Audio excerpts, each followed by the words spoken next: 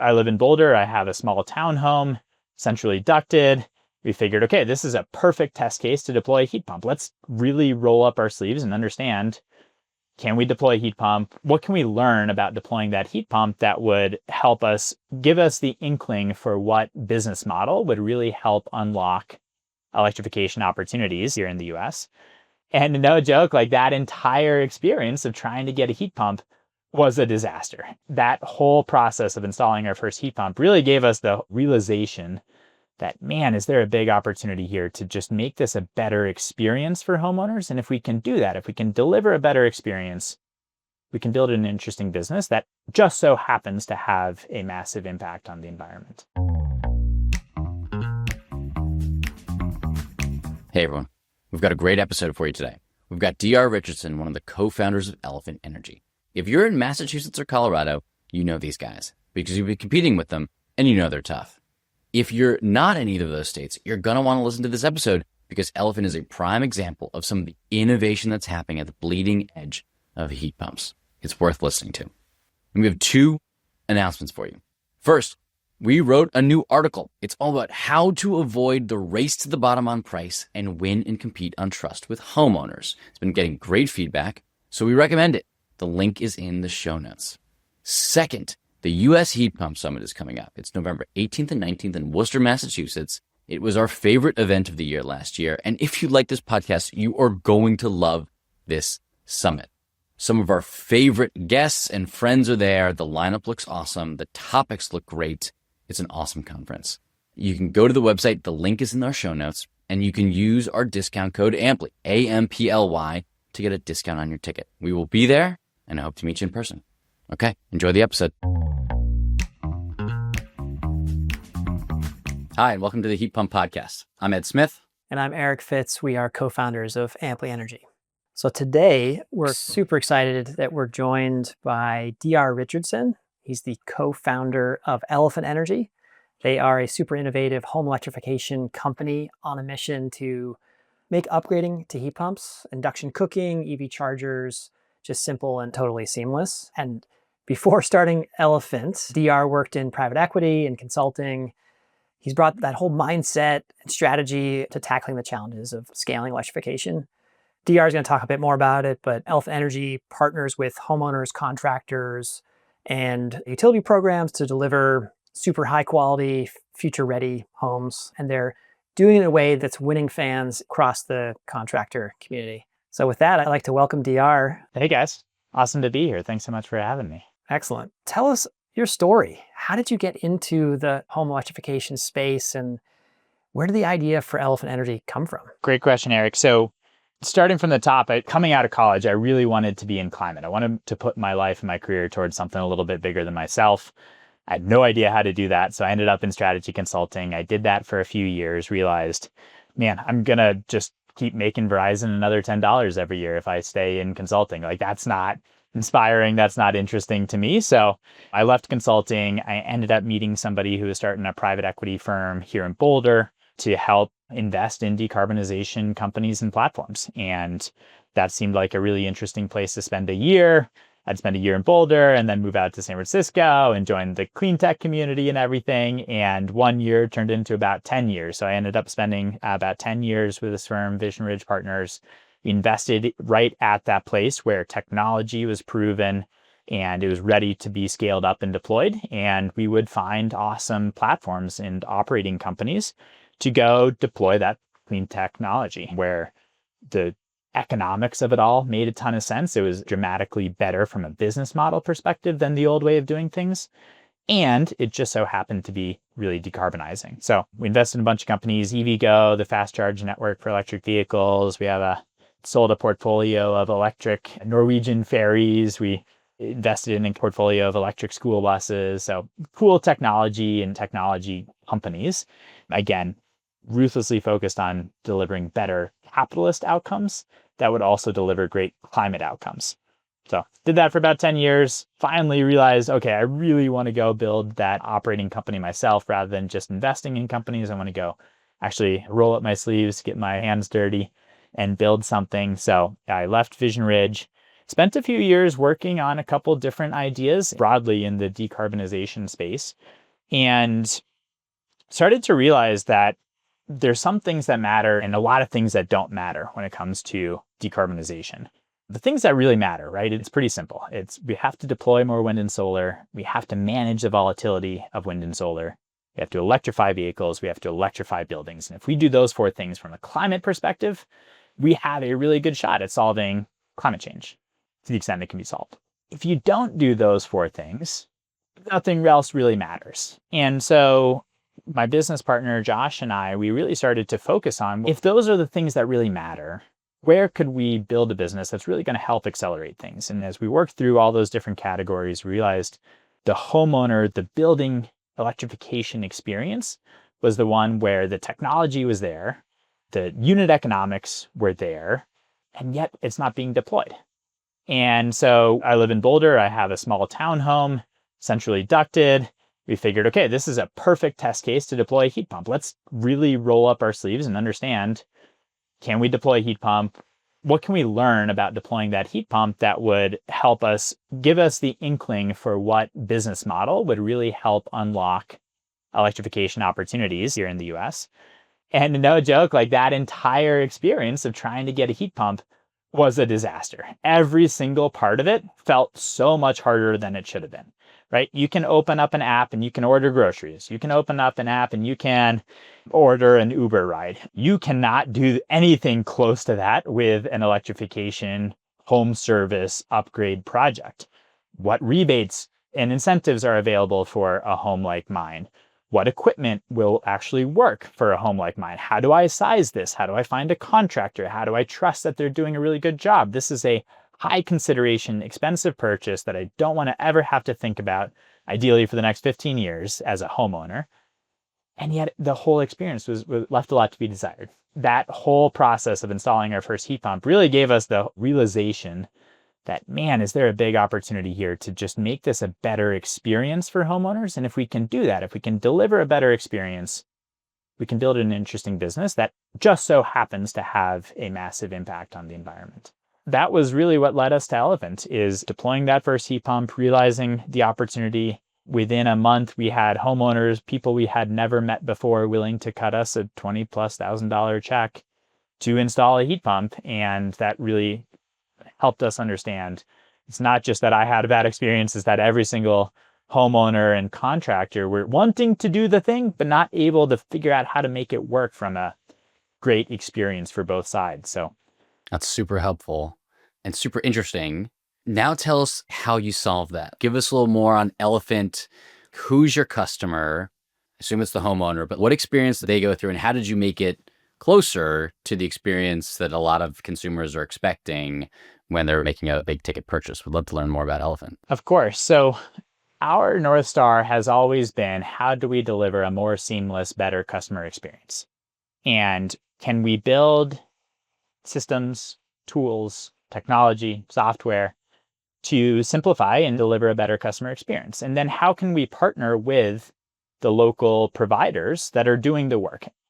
There's lots of people already manufacturing heat pumps. We don't need to reinvent that wheel.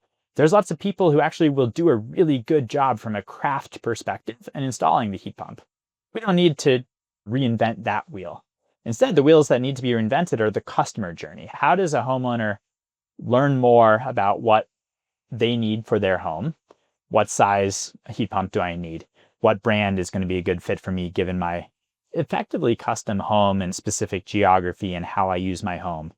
What rebates and incentives should I qualify for? How do I finance them? How do I find other financing solutions for what is a big purchase?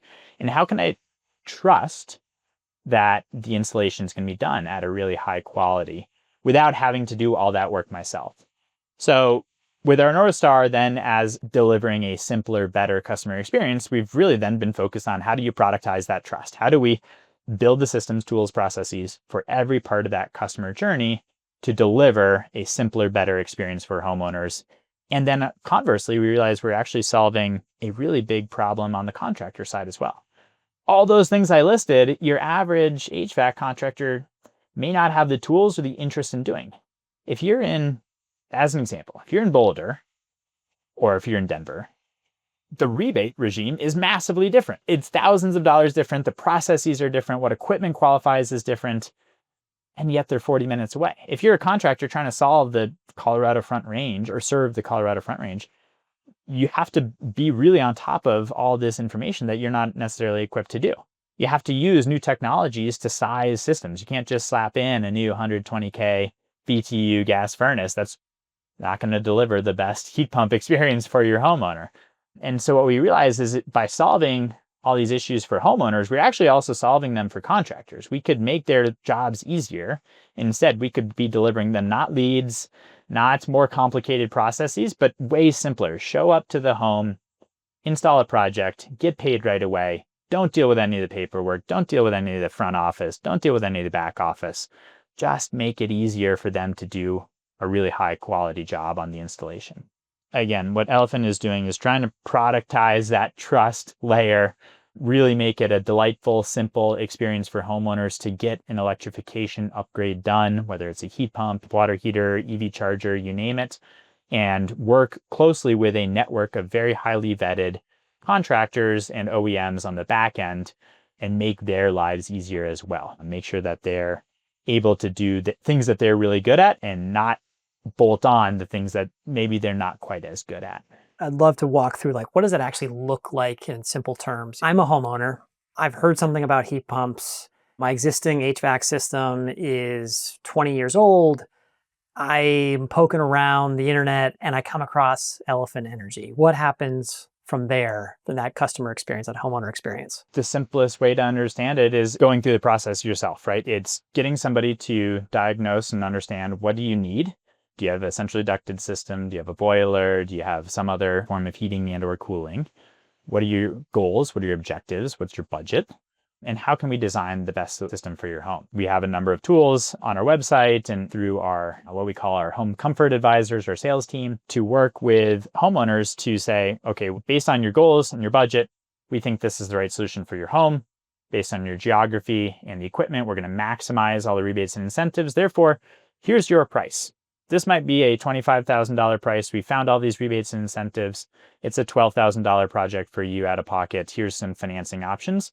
When you're ready to move forward, sign the contract, and then we will fulfill the project. So you always have Elephant as your delivery mechanism. Uber is a super simple analogy, overly simplistic, but it's the same idea, right? You're always going to work through Uber to get from A to B. You're always going to work through Elephant to go from A to B in terms of a gas furnace to a heat pump.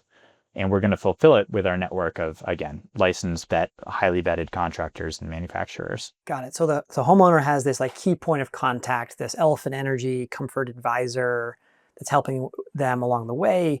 Is that initial, so like they go to your website and then someone from Elephant comes and visits their home? Like, how do they interact? Is it over video? What is that? Let me layer on here, because you said it briefly there, DR. Like, anyone listening who wants to see it should go to the Elephant Energy website.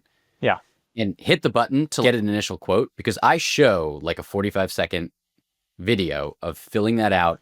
Eric and I have been doing a bunch more trainings, and so I show it to give contractors a sense of, whoa, like, what does the bleeding edge look like? Like, it was amazing to me. I go to your website, I hit get a quote, I answer 10 questions, 60 seconds or less, and I have a system and I have a quote. And I have rebate numbers. And then it like tees me up to talk to someone. So it's worth checking out, because I think you have something that is very unique and not at all common in the typical HVAC sales process. And like that level of tangibility is what we're going for. So, all right, if I just teed up what happens on the website, then for what Eric said, after I get that initial quote, like, where does the Elephant process take over from there? Thank you, Ed. That was very helpful.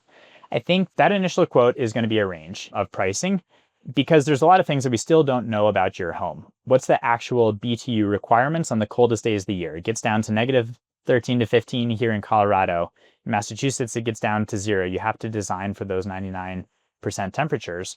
So we have a custom tool that we built that ingests a bunch of historical utility bill information and gives you a custom BTU load. We also need to understand the mechanics of your home. Is it centrally ducted? We need to understand the spacing in the utility room and closet, electrical panel considerations. If it's mini splits, how many mini splits and what rooms are they going in? So there's an additional layer of work that we do, can't quite be softwareized yet, That is all done through our Home Comfort Advisor team. That narrows that initial quote into a final quote for you. Once you're then ready, you sign the contract, and we act as effectively a white glove owner's rep, where we're managing the entire experience for you as a homeowner through the rebate and incentive process, through the permitting process, through the installation process, to where at the end you have an installed heat pump at a hopefully much, much better total customer experience than you would have gotten on your own. Super helpful. And just to clarify again, so the Home Comfort Advisor, they are making that next level of assessment, figure out, say, mini split placements remotely over video, or is it an employee of Elephant going to the person's home and like double checking these details? And what does that look like? Yeah, one of the things that we say all the time, Eric, is we got to meet the customer where they're at. The three of us today, right? We're on our computers. That's where most people are. More and more homeowners are getting comfortable with the idea that we can, and we know we can because we have hundreds of homes where we've done this, but we can remotely design a system perfectly for your home. Some homeowners prefer that to be in person, and we're going to meet them where they're at and go in person. So it really depends on the customer and what their preference is to where we're either going to do it fully remotely or whether we're going to go into the home. Amazing. Got it. And on that, I don't know if you mentioned this before, where are you guys actually operating today? Yeah, so we cover the Colorado Front Range, the Boston metro market, and we recently just launched in Los Angeles. Okay, so focus on those specific areas. So you're working with vetted contractors. You've mentioned that a few times. I got like a multi-part question, but basically, what does it take to be an Elephant contractor? And what's the pitch to Elephant contractors? Like, why do you teed up before that, like, you're solving some key problems for them. But if you had a bunch of contractors in a room, we're telling them, like, here's why you should work with Elephant, what would you tell them? The pitch is you're going to earn the same revenue with better net margins because we're taking care of the front office and we're taking care of the back office. You no longer have to do customer acquisition. You no longer have to do sales. You no longer have to do rebate and incentive management. You no longer have to do financing. You no longer have to take care of the customer post-installation. Elephant takes all of that off your plate, and we're going to pay you based on we have a set of requirements around a commissioning checklist and everything to make sure that this was done at a high quality job. But assuming you do a good job, which again, we trust our contractors to do, you're going to get paid really fast and you're going to go on to the next installation.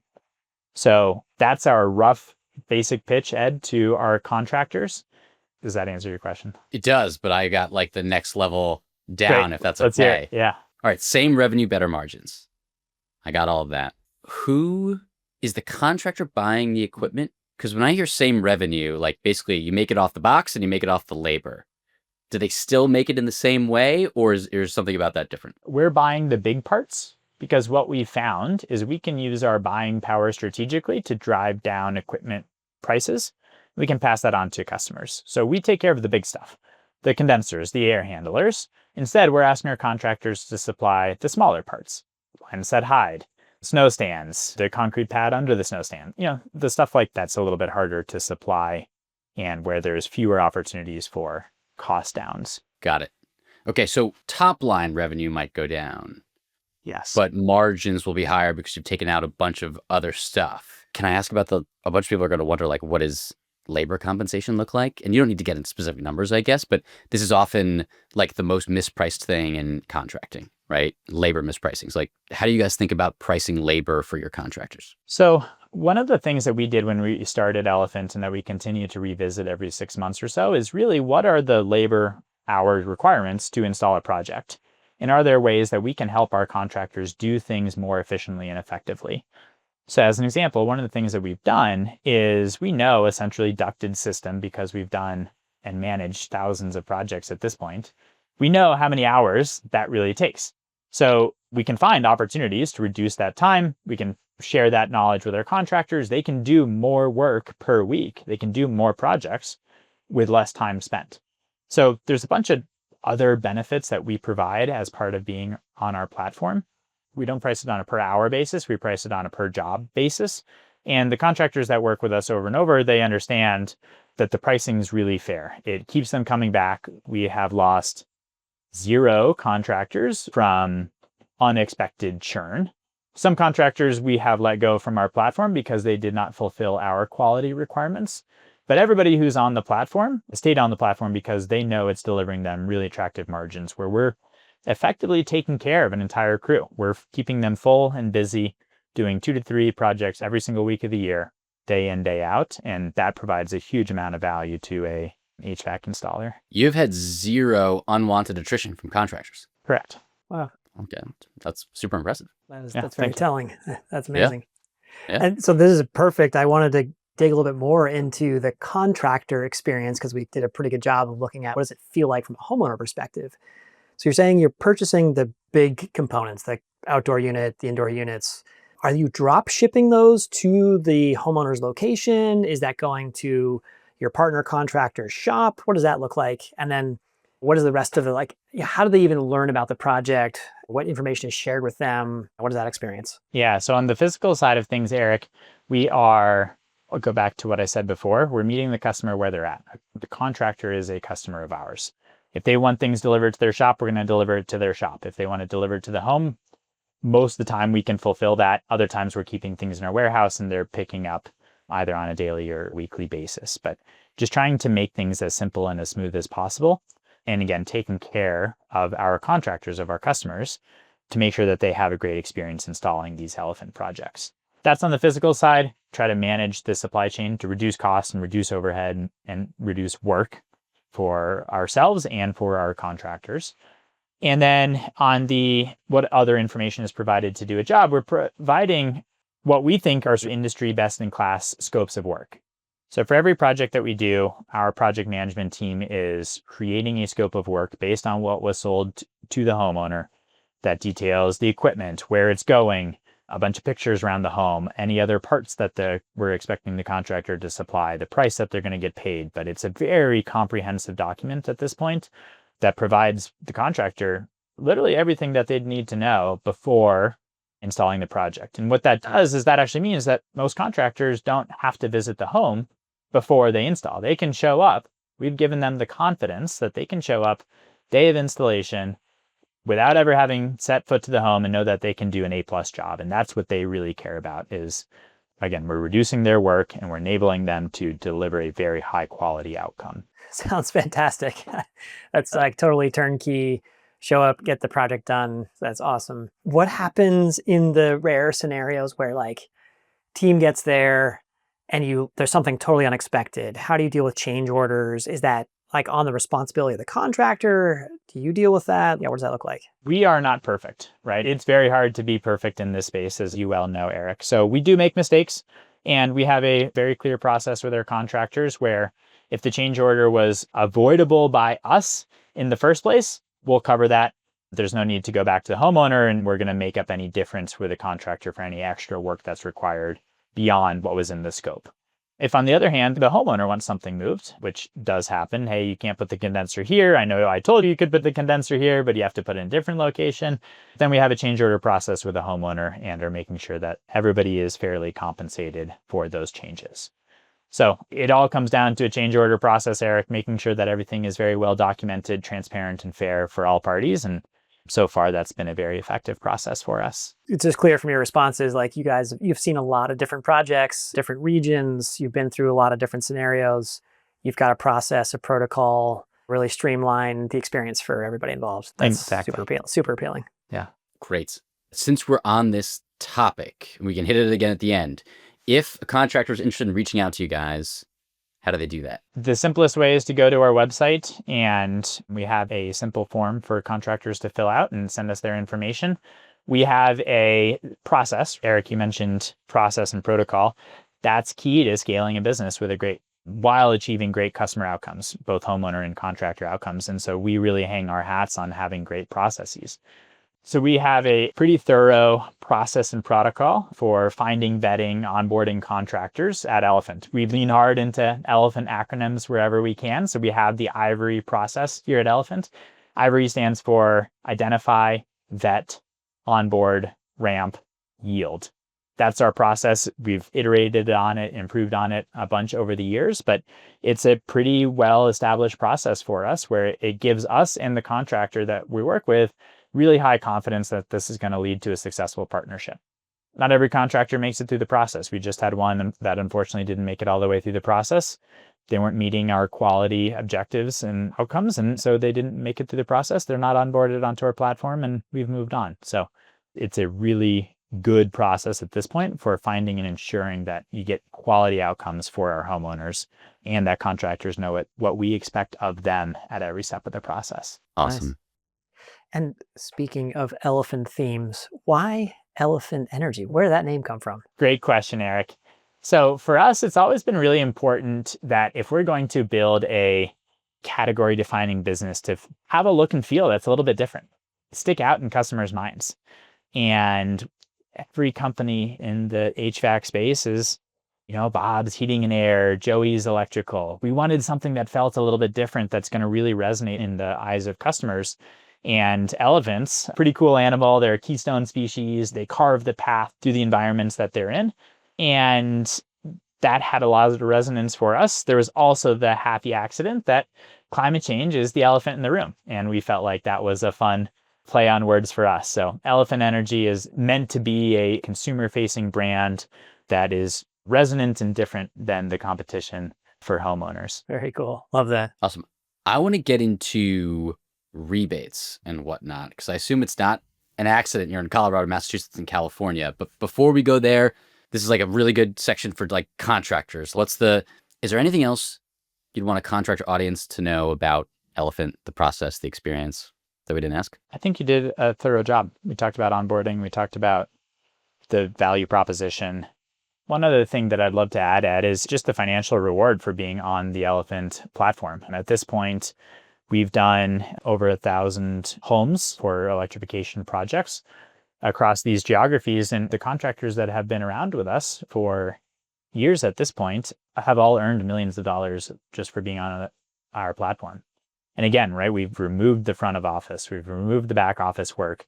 This is free revenue and margin effectively for them. And that's a very valuable upside to contractors where this is a good fit for their business. Are you disintermediating contractors in a way that could potentially commoditize them by taking the customer and they just do the install? Is there any risk of that? Or have you heard that from contractors? Of course. We've definitely heard that fear, and our value proposition does not resonate with every contractor, Ed. The private equity roll-ups, they're really focused on expanding their margin, increasing their prices to customers, and some are focused on quality, but that's less of a concern. Where we found really strong resonance with our contractors is in the contractors who have 2 to 3 crews, who see that electrification is the future, where they've gotten to a point where the front of office and back of office is more than they can handle with just the founder.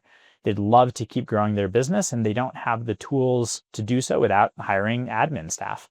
We make that so much easier for them. That's from a product market fit perspective. The other angle is the commoditization. I think that what Uber has done, as an example, is they've commoditized trust. They haven't commoditized quality. It's easy to find somebody who can drive you from A to B, and they can do it at a high quality, regularly, transparently. But it's actually really hard to find that person. It's a matching problem. And so what Uber has done is said that driving from A to B is a commodity. So what we can do is we can commoditize the trust that we've done the work to verify that this person is going to get you from A to B and do it at a transparent price at a high quality every single time. And we think we're doing the same thing, where quality is never going to be a commodity. Instead, what we're doing is finding and vetting and sourcing high quality contractors so that you as a homeowner, you don't have to. Exactly to your point, Ed, it's very hard for a homeowner to know, was this installed at a high quality? It either works today or it doesn't work today. That's the first touch point you have, but is it going to work in 3 years? Is it going to work in 7 years? Is the condensate running? Is mold building up very slowly in the backs of your walls? Like these things that you now have to think about as part of an electrification project, very hard for a homeowner to know those things. But we can know those things, and we can hold our contractors accountable to delivering a very high quality. So no, I don't think quality will ever be commoditized. I think there's always going to be value in the sourcing and vetting and holding accountable the installation process of a project. Does that answer your question? It was a great answer to a tough question. Well done. Yep. I'm getting more excited about Elephant Energy every minute here.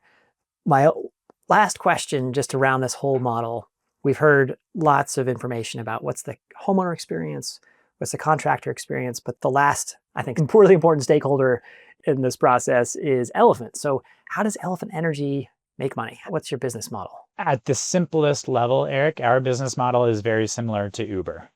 We deliver a comprehensive, great customer experience. The customer pays us. We pay the contractor. We pay for the equipment. And what's left over is our cut. Because we've done hundreds and now thousands of projects, we know all those costs very intimately before we sell a project. We can deliver margin very reliably. There's a bunch of things. It's not just a middleman though, right? Part of the things that we're doing, some of the things that we are doing are really helpful for the entire customer journey in both sides of the marketplace to be delivering a great financial outcome for homeowners. We are financing and streamlining rebates and incentives. We take those off the top so that you as a homeowner or a contractor never have to think about whether you're going to get them or not. We are using our bulk procurement processes to drive down the price of equipment. We can pass those savings on to homeowners. And because we're providing a reliable, regular business for our contractors, they don't have to go out and quote things. They don't have to run the risk of a customer saying, oh, sorry guys, we actually can't install today. Can you install tomorrow? You're not running the risk of callbacks because of our commissioning process, which delivers fewer callbacks over time. All those things create costs in the equation that are priced into an average installation. Because our systems and tools pull those out, we're actually able to deliver very competitive pricing for homeowners and pay contractors a very fair price against their labor hours on the project. We'd love to switch gears and talk a bit about the rebate and policy issues around this space. You mentioned, and Ed flagged this too, that you're operating in California, Massachusetts, and Colorado. Those are states that have significant utility programs, state and local rebates even. How important are federal, state, or local rebates to your business model and to what you guys are doing? Big picture, Eric. Our goal is to make electrification the lowest cost option. Anytime you're comparing the price of an electric solution versus a fossil fuel solution, our goal is to make this lower cost today. It's pretty hard to do that against the lowest cost fossil fuel installations today because the technology is a little bit more expensive, because the installations are a little bit more complicated than a standard fossil fuel alternative. So rebates and incentives are really helpful for bridging that gap. Based on the markets that we're in today, rebates and incentives reduce the upfront price for a homeowner to something like 50% the cost of an average fossil fuel installation. So it is just the no-brainer, cost-effective solution for you and your home. We've chosen our market specifically because it's so easy to win there. Longer term, we know that as a business, we've got to continue to find additional ways to drive costs out of the equation. We're working closely with our OEMs, we're working closely with our contractor partners to find and identify those opportunities. How can we create more work for our contractor partners while reducing pricing to homeowners? One example for you, Eric, is a heat pump water heater. A heat pump water heater can typically be installed in about half a day. But because contractors don't always dispatch, and optimizing dispatch isn't necessarily a superpower of theirs, they're going to price it out to the homeowner at a full day labor rate. But if we can be really good at dispatching, if we can say, hey, we can do 2 heat pump water heaters in one day. We have 2 customers in North Denver. We can line those up for the same day, do 1 in the morning, 1 in the afternoon. We can pay our contractors less per job, but more per day than they were earning before to do 2 installations. We can pass that savings on to homeowners and we can drive that installation price down where it ends up being effectively a win-win-win. We've lowered the pricing for our homeowners. We've increased the daily labor rate for our contractors, and we're able therefore to electrify more things and more homes. For us, it's super important long-term to find ways to continue to drive cost out of the equation such that ignoring all incentives and rebates, electrification is going to be the lowest cost option. That is the future. We're building towards that every single day. Eric and I have become split rebates. I think Eric is more of a rebate fan. And as we've become better and better friends with Nate Adams, and we've also just worked with more, whatever, we've got hundreds of customers in like over 40 states at this point. It is very interesting to pick up tidbits about what's going on in all of these states. And I think I have become more and more compelled that yes, rebates drive some of the behavior you want, but there are always perverse incentives. Like you always end up with people gaming the system. And I actually worry about the scale of gaming the system. It's also like some of these studies on prices of installing a heat pump in a state that has rebates versus a state that does not have rebates. It's like, what is driving why is it more expensive? Like top before rebates in a state that has incentives. So like, it's a tricky thing. So like, I know that your answer is super compelling on let's make electrification the no-brainer. I'm fully on board with that. The perverse incentive thing more and more keeps me up at night. And so I'm just curious about what are your thoughts on that? Ed, at the top level, I am a firm believer of don't let perfect be the enemy of the good. We need rebates and incentives to be the bridge to a lower cost future in most climates today. But you're right, there are a bunch of perverse incentives. Rebates make contractors' lives hard. Here's an example. There is a state tax credit in Colorado, up to $1,500 per heat pump. The homeowner cannot claim it. This is intentionally designed to reduce the price upfront for homeowners and pass that on. And the contractor has to bear that financial risk. If I install a project in January of 2025, I'm going to get that rebate back whenever I pay my taxes and maybe get cut a check from the Colorado Department of Revenue. For us, that happened a couple weeks ago. We installed projects in January of 2024 that we got paid out from the state 3 weeks ago. It's August of That's 2025, crazy. Right? We had to float those costs. That was one way to design a program to reduce costs for homeowners, and yet that made contractors' lives so much harder and expensive. Rebates have a cost, right? Like that, there's no way about that. That cost us real money to float that working capital for hundreds of projects that we've installed in Colorado over the course of 2024 to not get paid until August. We filed our taxes April 15th. Like we filed them, before April 15th. We filed our taxes in late March. So there are real costs when you're implementing rebate programs, but yet don't let perfect be the enemy of the good. That's part of the value proposition of Elephant is we're going to take that off our contractors' hands. They're not equipped to do that. We can a little bit better. We can find sources of capital to float those rebates and incentives. We can find ways to manage through the working capital challenges of those rebates and incentives, but it's a pain when you're doing that. I mentioned before, if you're in Boulder, the rebate regime is very different if you're in Denver. That's different if you're in Broomfield. That's different if you're in Golden.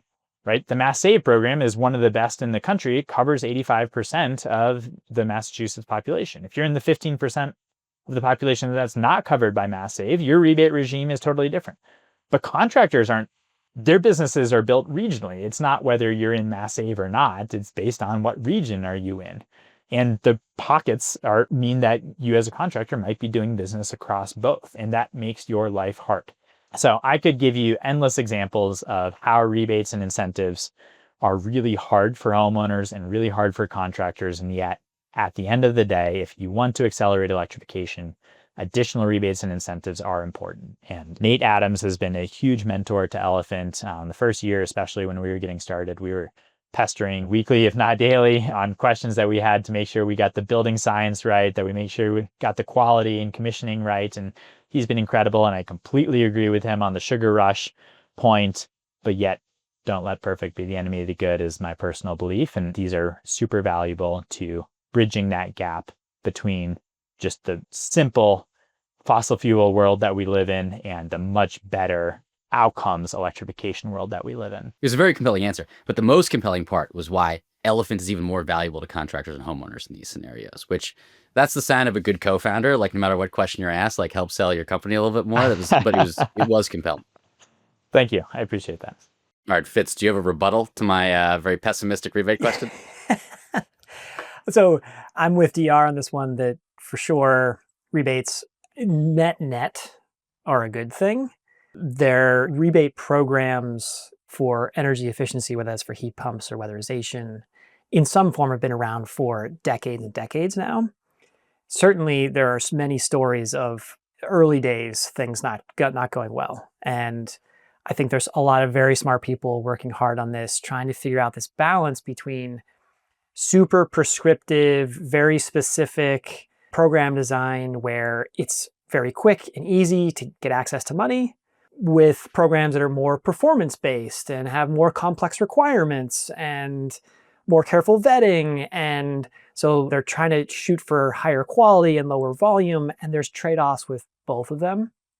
I think net, most of the big programs that are out there, whether that's in Massachusetts or New York, programs like in Maine, they are really learned a lot from having consistent policy over, in some cases, decades, so that contractors and the market, they have certainty.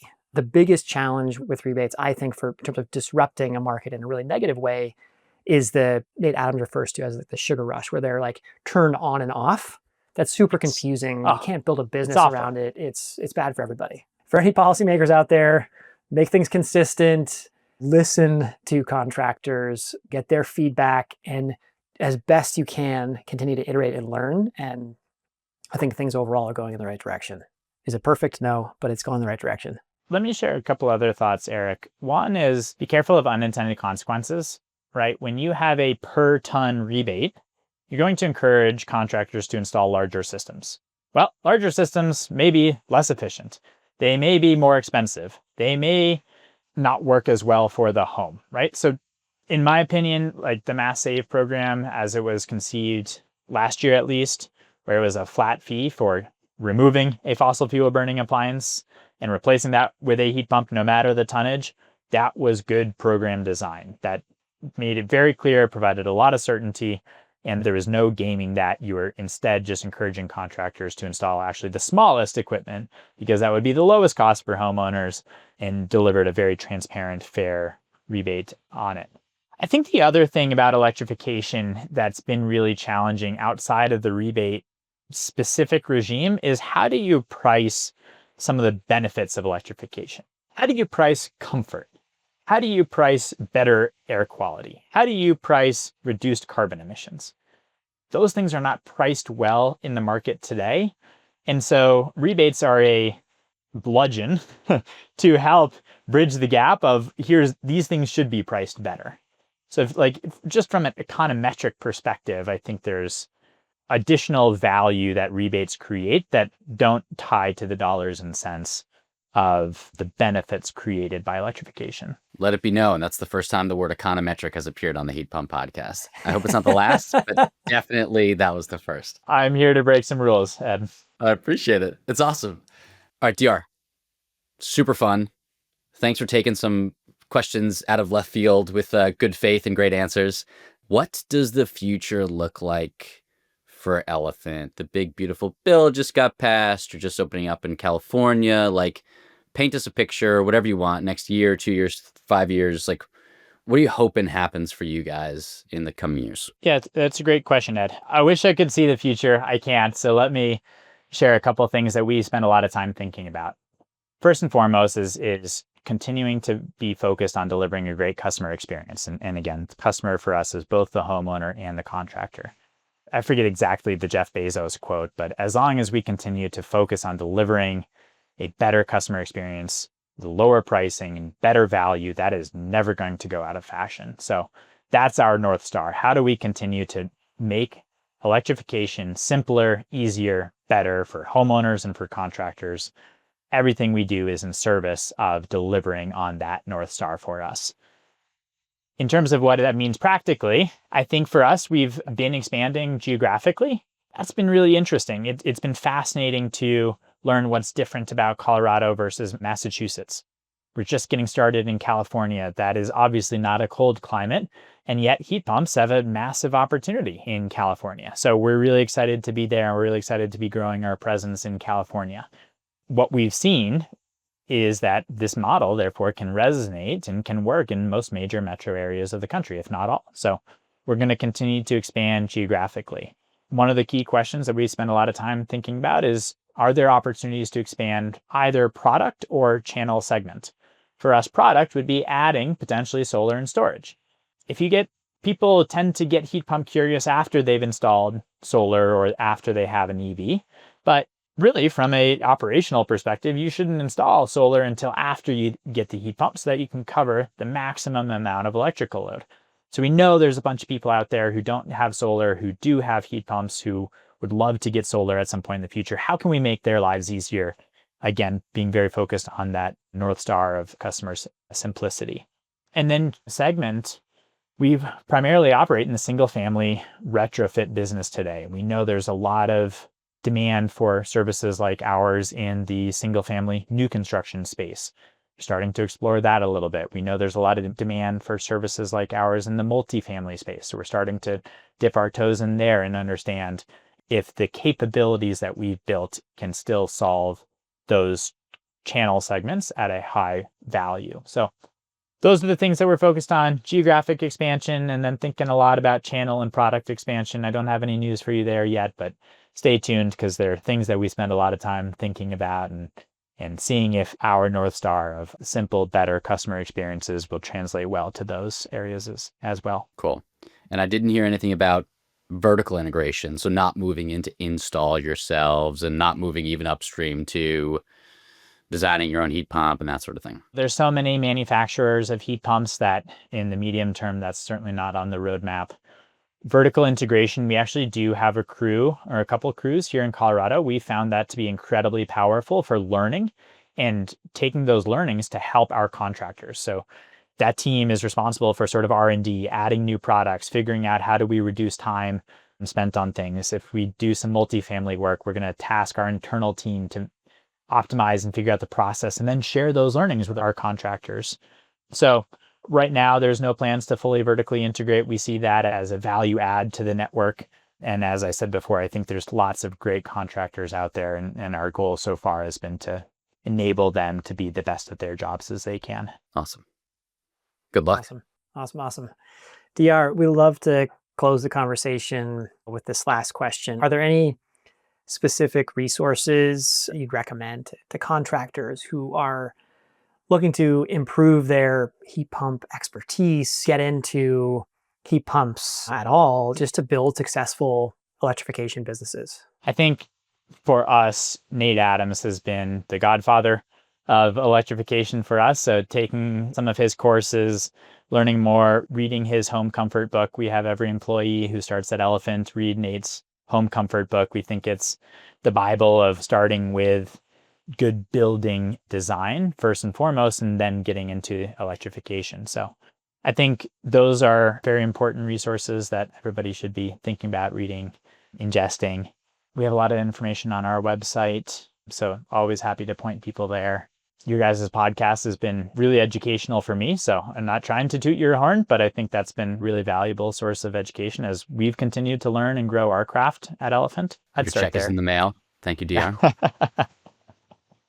That was great. DR, super fun. Congrats on the success.